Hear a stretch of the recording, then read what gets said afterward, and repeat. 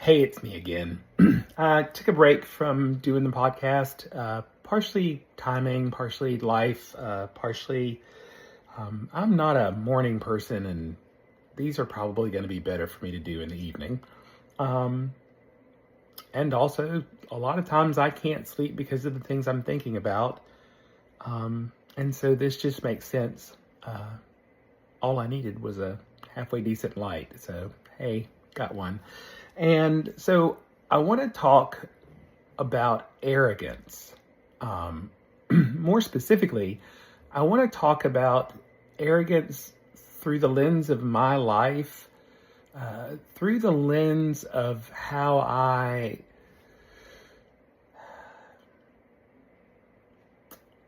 see power taking hold, but in a way that I kind of see it laid out where we are buying into something that we don't have to buy into.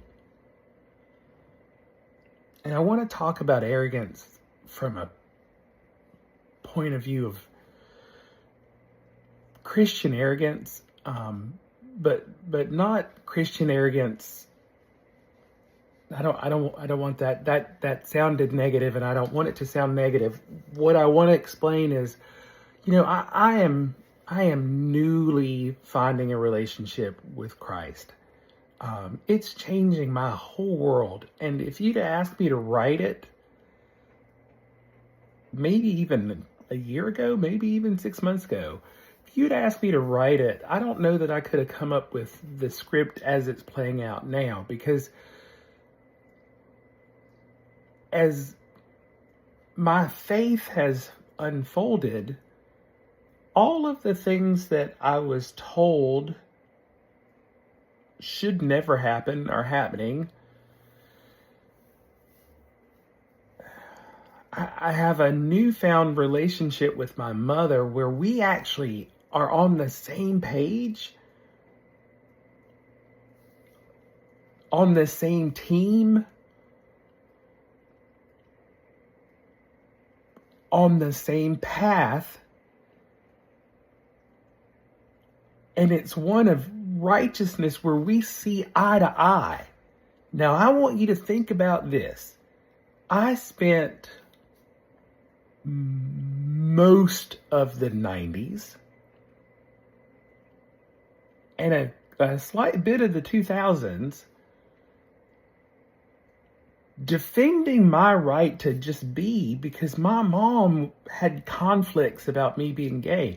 Heck, I have always had conflicts because I've been trying to make it make sense through a worldly lens where that's not what I was supposed to do.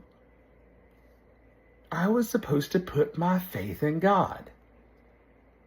And yet my arrogance always made me think like I could outthink it. I could figure it all out. I could unravel this mystery. And weirdly,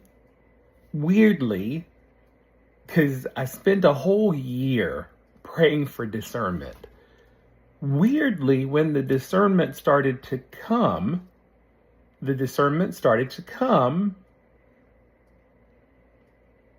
really in a way that kind of fed my arrogance.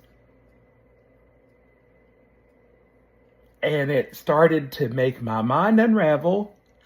Again, my arrogance started to make my mind unravel my arrogance.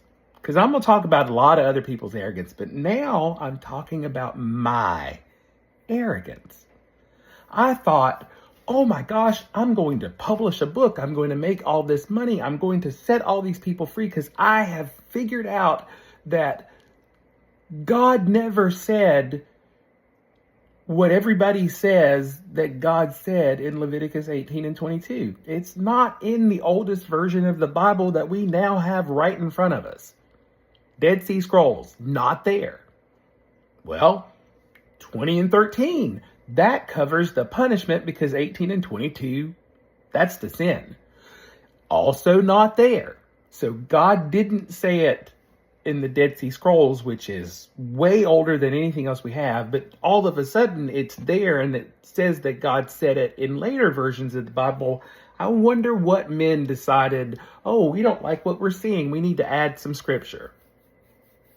That's how I see it now. So again, all of that, I thought, I'm going to set the world free. And then God had a different idea. God said, I need you to settle down. It's very Saul to Paul-esque, right? Now, I'm not saying I'm Paul. I'm not saying I'm Saul.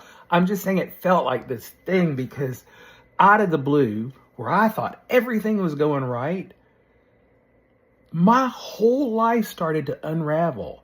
My marriage started to unravel. My mind felt like it was starting to unravel. And my mom, who was trying to help me pull all this stuff together, helped me unravel a mystery. Personal, very personal, painful, very painful. And I'd been carrying, no, I'll take that back. I'd been tethered to that very deep pain since I was 7, almost 8 years old.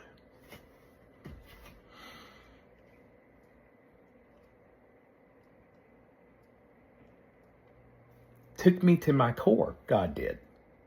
Shook me down, tore me apart, and then started rebuilding me. Now, all of this started about 18 months ago. And my life's just been this fun, fantastic journey because I've learned, I've been trying to figure it out by man's rules. I wasn't supposed to do that. None of us, my interpretation, none of us are. That Bible, that roadmap, that relationship with Jesus Christ, that understanding of who Jesus is, who Jesus was, what Jesus did, why seemingly Jesus did it, and for whom he did it, and when, and for whom he did not. Jesus was the example. Just live like Jesus.